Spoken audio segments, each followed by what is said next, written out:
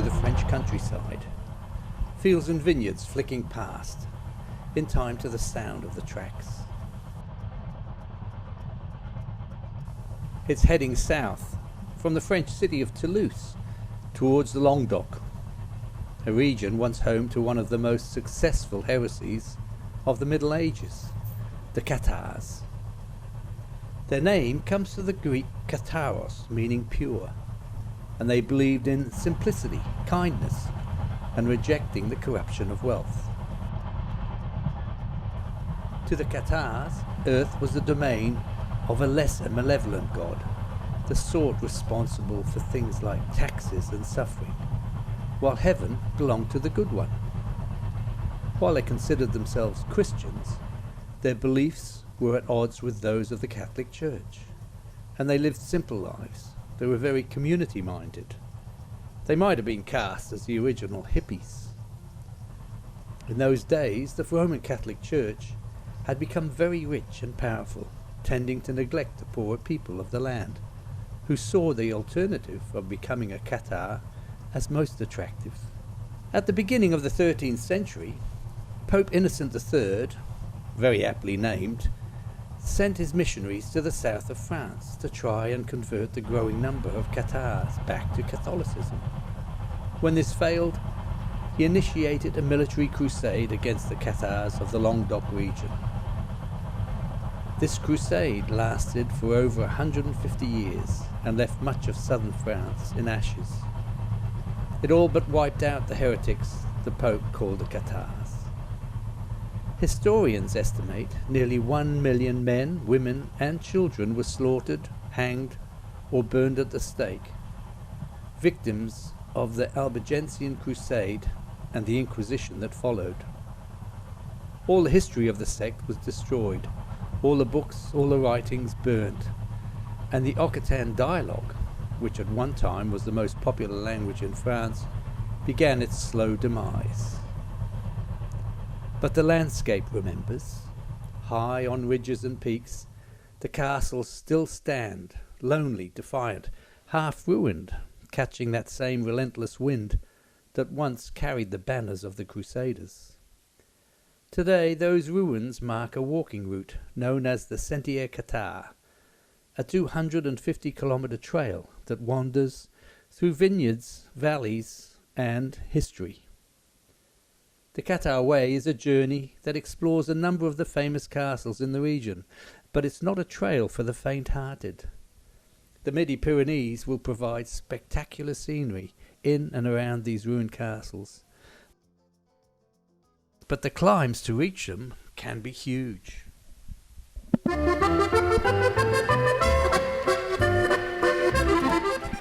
walk begins where the land meets the sea. Port La Nouvelle is a working port with a 10-kilometre beach and a number of nice seafood restaurants.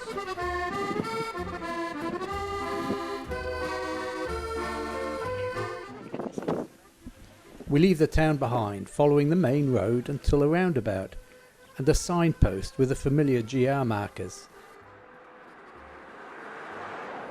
sending us uphill, naturally.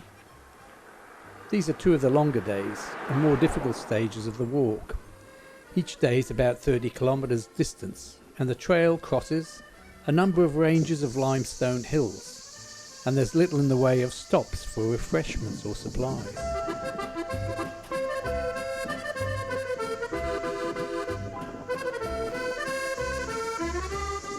We catch a glimpse of the Mediterranean, glistening behind us, as if waving us goodbye.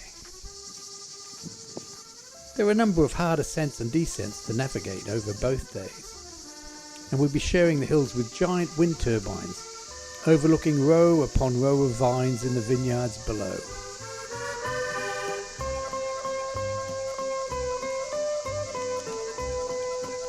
On these days, the walk is through a form of sweet-smelling Mediterranean vegetation called garrigue, which forms a thick barrier on top of the hills.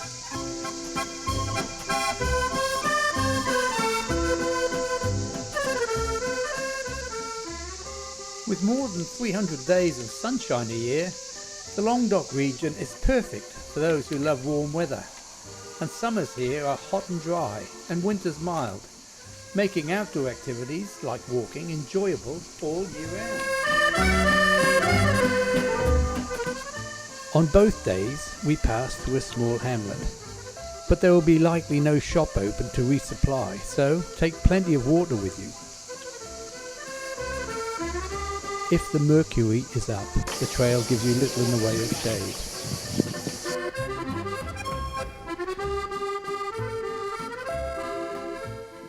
By late afternoon, we reach Durban-Corbières, a quiet village, with a bar, a gîte, and thankfully some cold drinks.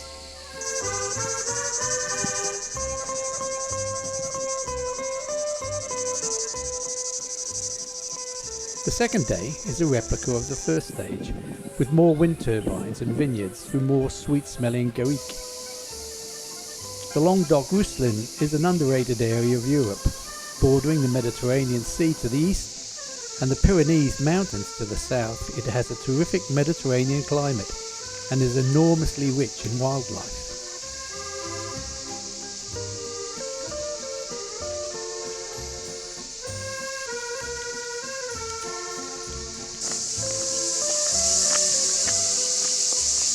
The ski slopes can be tricky on the descent, so care is needed here.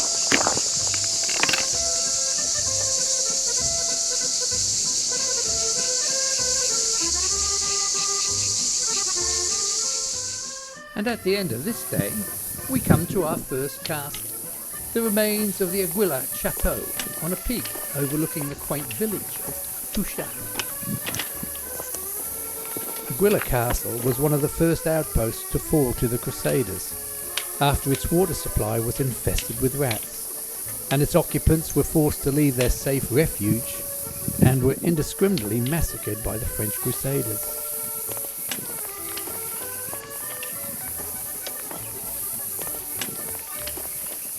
Touchan is a delightful village with a camping ground that makes great pizzas.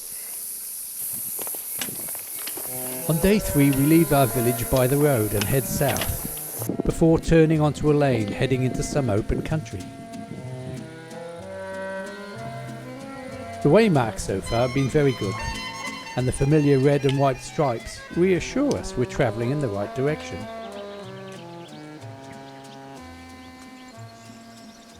This region is a major wine producing area, the largest in the world, and is dominated by almost 750,000 acres of vineyards.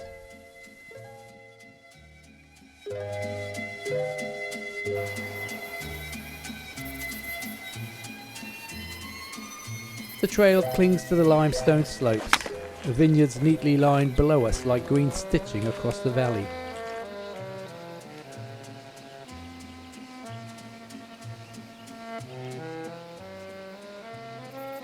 After crisscrossing some smaller ravines, we arrive at the stunning gorge called the Gros de Perdurn, and that's made by the river Verdouble eroding into the limestone hill.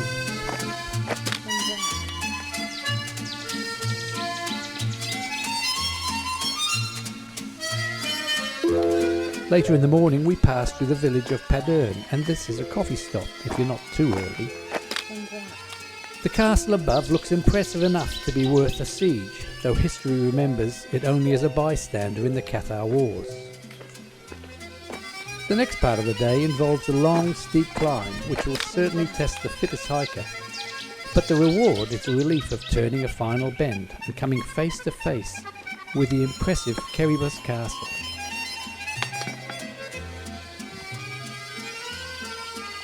Built on the highest peak for miles, it became the last great refuge of the Cathars after Montsegur fell. For a while it must have felt like the edge of the world, until in 1255 French knights stormed it and the last resistance finally crumbled.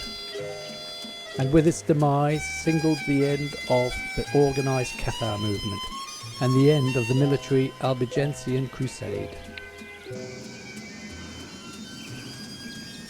There is a steep walk to the battlements from the kiosk, but the effort is well worth it. The views from any vantage point of these ruins are wonderful.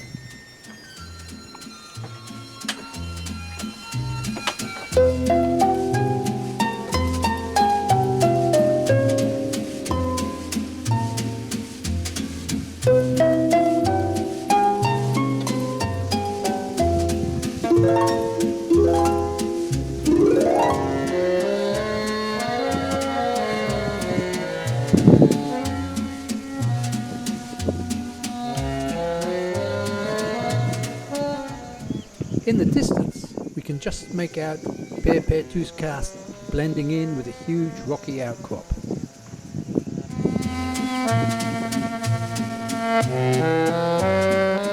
Below us, and not too far away, is the town of Cucugnan with a great hotel, and this is an ideal spot to reward our efforts with some shade and lunch. We end the day in Bugarach, another quiet village tucked into the folds of the hills.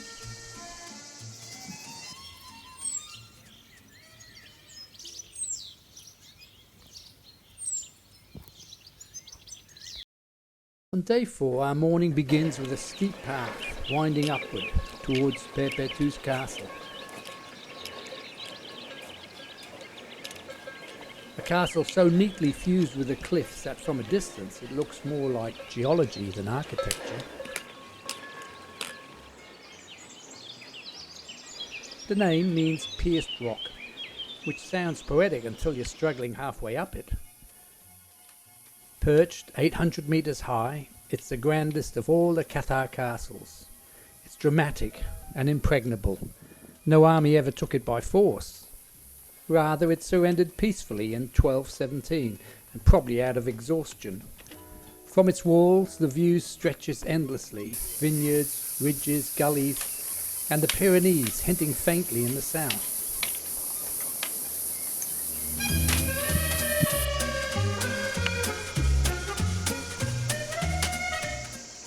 It would have been a daunting sight to the enemy forces from the valley below.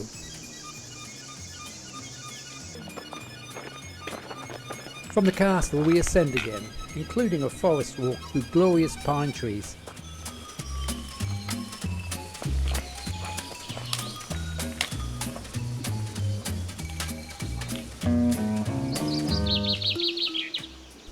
Before descending into the Calamus Gorge.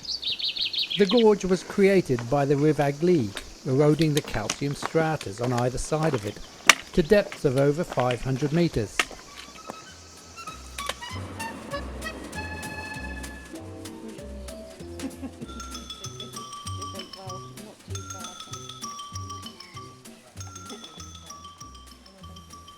And with its clear pools of water and many waterfalls, it's very, very popular with canyon enthusiasts. The road alongside this breathtaking gorge was built in 1894 from the sheer cliffside, most likely by workers using just pickaxes. More recently, however, the tunnels were blasted through the rock to provide access to our next night's village of Peyrepertuse.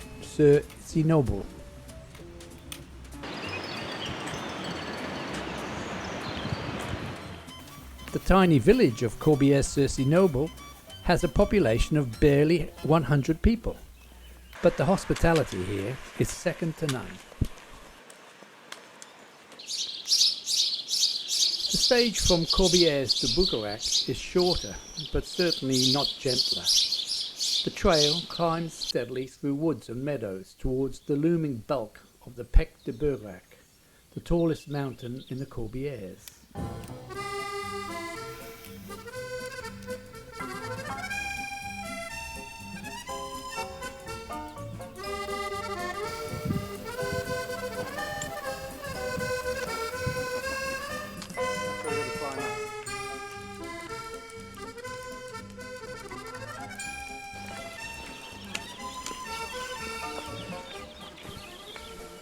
At 1230 metres, it's a geological oddity, an upside-down mountain where the summit is older than its base.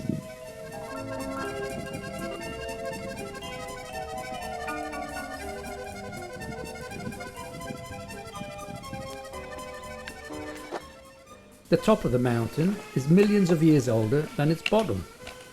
Through the ages, geological forces have produced this unusual structure.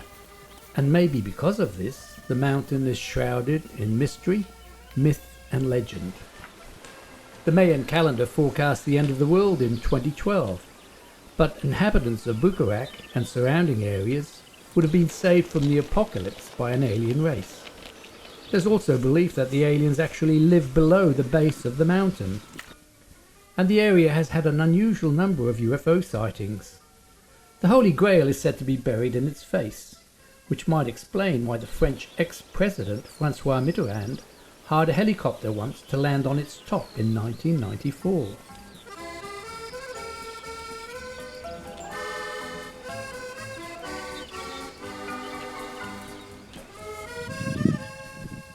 Our accommodation is the Maison de la Nature, a camping site.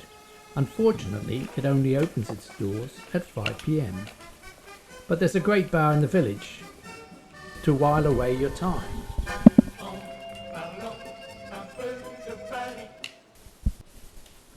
The morning greets us with another long climb through pine forest, a pattern that now feels suspiciously routine.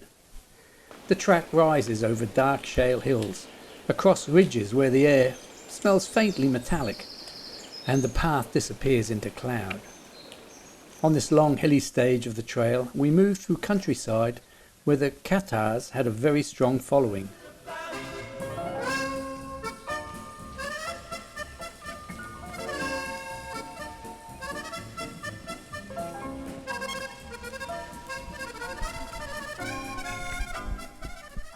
We navigate from one huge forest to another before reaching open ground at the Col du Vent.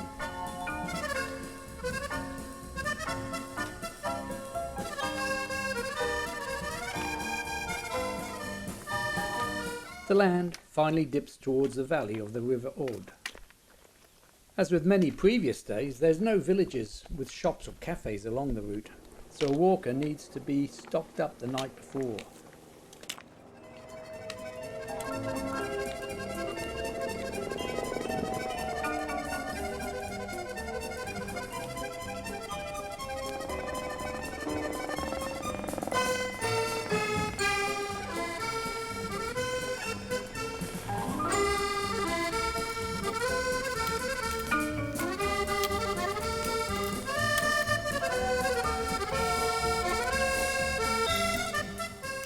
Our night stay is the large town of Quillon, which has a population of over 3,500 people and a good number of hotels and restaurants to spoil yourself in. The 12th century castle across the river has seen its fair share of sieges, though tonight our only battle will be choosing between restaurants.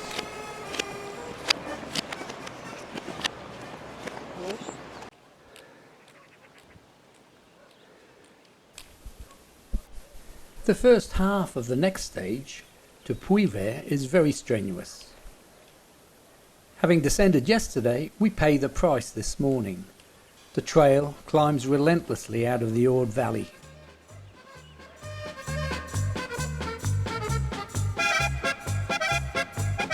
Through thick forest. From the village of Genols is another tough climb up more black shale to Coudons, before navigating through a number of forests with conifers and beech trees.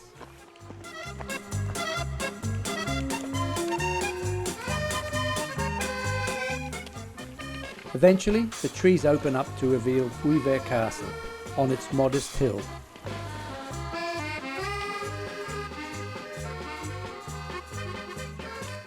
Compared with the fortresses of the earlier stages, it's almost genteel. The castle is well preserved. It's certainly not as impressive as some of the previous castles we visited, and it wasn't a major factor in the Cathar Crusades. Today, it's privately owned, and it's a musical and cultural centre that acts as the town's main tourist attraction. The town itself has a restaurant and a brewery, and that's more than enough for some evening entertainment. The Gîte L'Oreille des Marionnettes is a must-stay for anyone walking the Sentier Cathar. Just take this because this is well worth it. The weather now has become noticeably cooler from the earlier stages near the Mediterranean. The walk on this stage begins on more farmers' tracks through pasture land before moving through two larger forests on our way to the commune of Espézelle.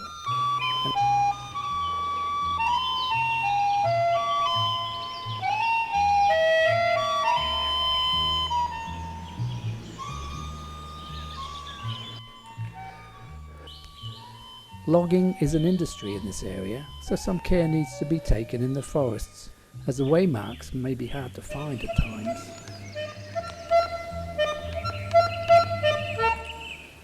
Midway, we passed the ruins of L'Escale, destroyed during the Second World War after villagers aided the resistance. And it's a sobering pause, a reminder that courage and persecution are old companions in these hills. The commune itself is renowned for its traditional potato farming and rural gastronomy. The potato fair in the autumn showcases their proud regional produce and lively village culture. The gîte étape is the restaurant La Relais de Puy de Salt, and this has some great references for its food.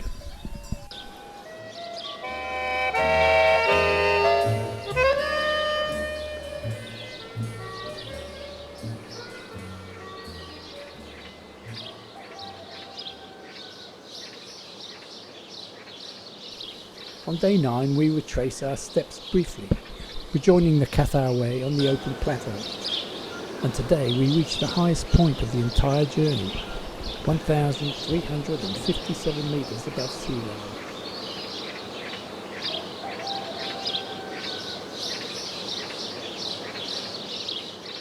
From the Mediterranean shore to this Alpine meadow it's quite a climb, and I think the air tastes a bit cleaner for it.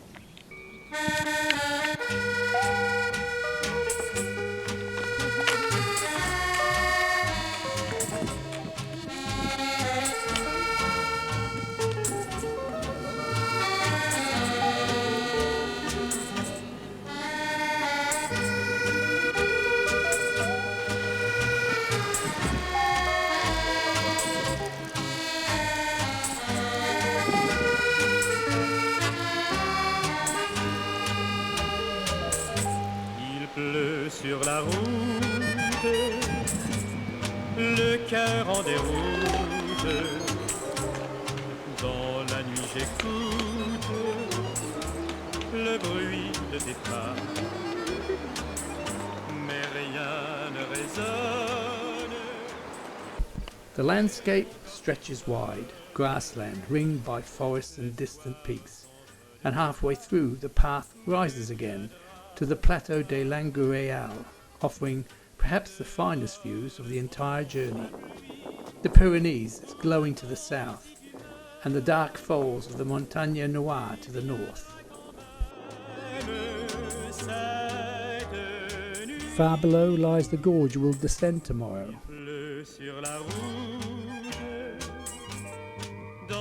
And on a distant ridge, the tiny outline of Montsegur Castle, tomorrow's goal and the emotional summit of our walk. Incredibly, we'll be at the top of that castle tomorrow.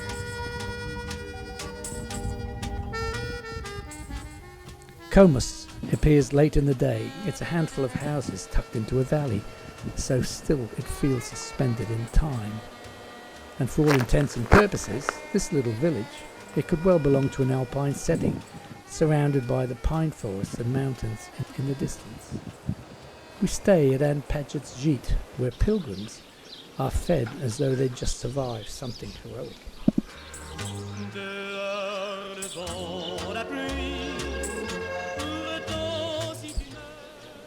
In the morning of day 10, the trail drops sharply into the Gorge de la Frau, literally the Gorge of Fear, and to begin with, that name feels justified.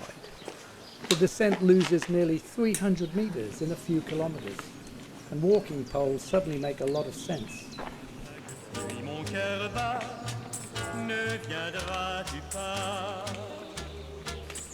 The trail drops into a funnel of this huge crevice, and the scenery is stunning. Firstly with towering forests on either side, and soon changing to the massive limestone cliffs.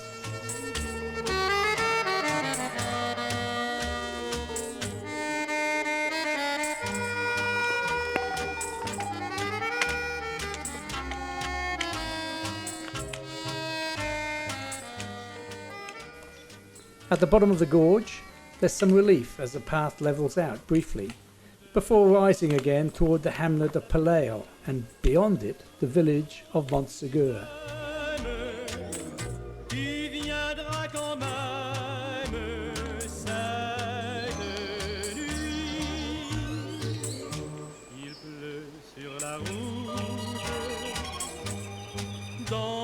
j'écoute. The Chateau de Montsegur is probably the best known of all the Cathar castles. It fell after a 10-month siege in 1244, and when it was razed, the Cathar movement began to crumble.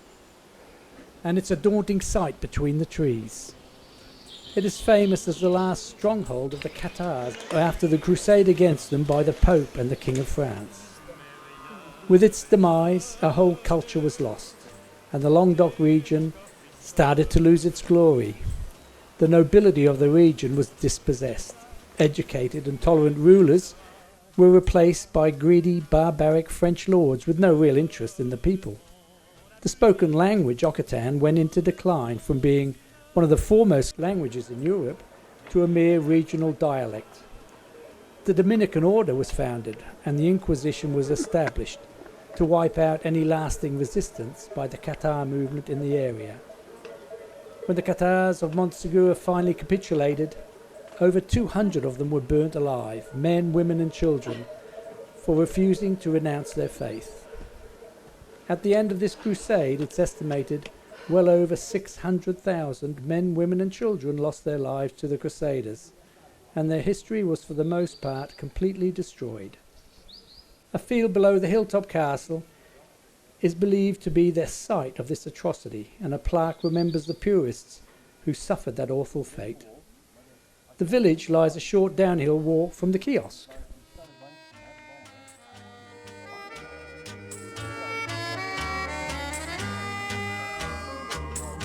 Dehors le vent, la pluie, pourtant si tu m'aimes, tu viendras quand même cette nuit. Il pleut sur la route, dans la nuit j'écoute, à chaque bruit mon cœur bat. That's not tomorrow, the next day.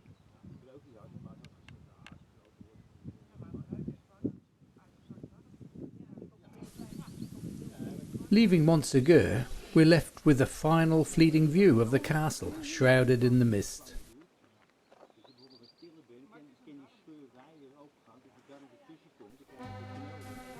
The path dips into forest, descending towards a small stream before climbing again.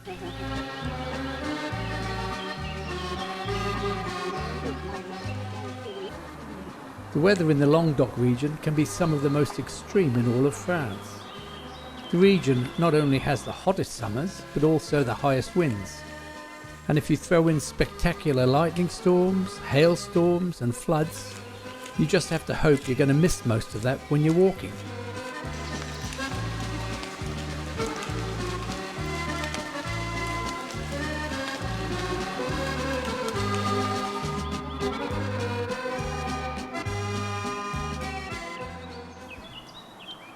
After navigating another forest of tall trees, we pass the village of Montferrier, and then we are in open country with views towards the mountains of Ariège.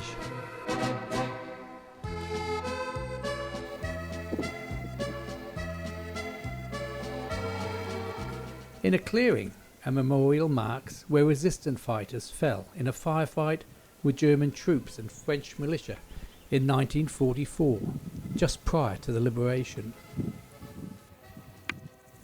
By afternoon, we reach Roquefort, a small village with one of the best gîtes on the entire trail.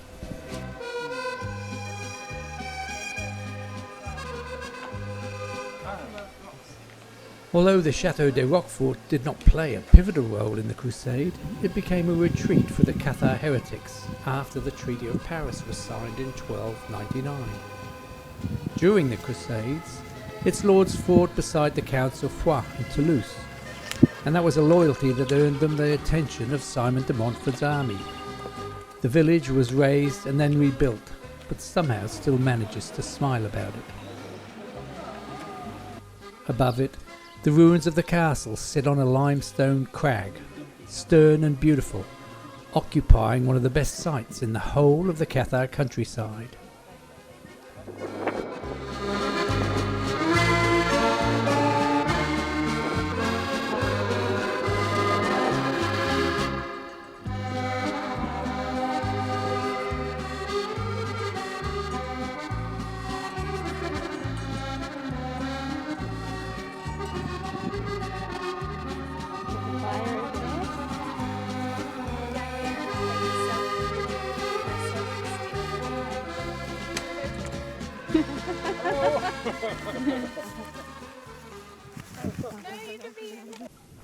The final day begins quietly.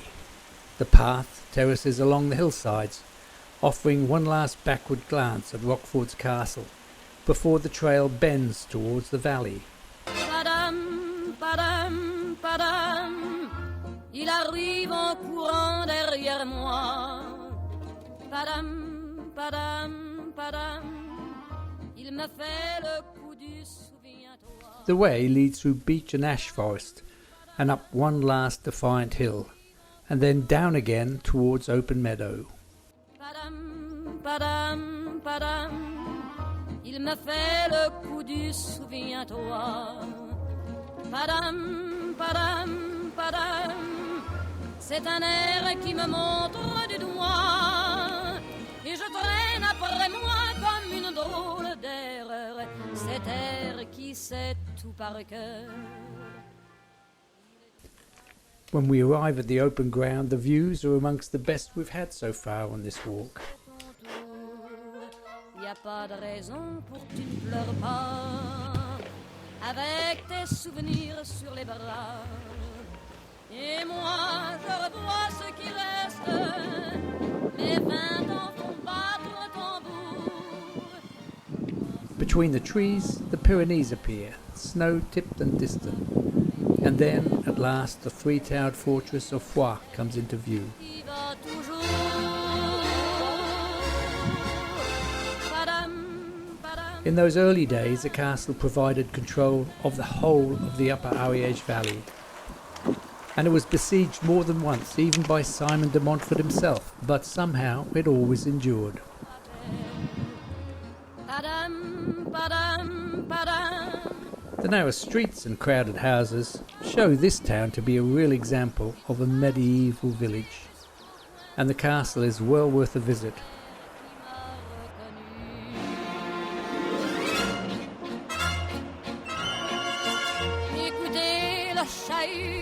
Reaching the end of the Cathar Way isn't so much triumphant as quietly satisfying. The castles, the climbs and the history. What began as a walk through ruins became a reminder that the landscapes remember, even when people forget. This is without doubt a most spectacular and enjoyable walking holiday.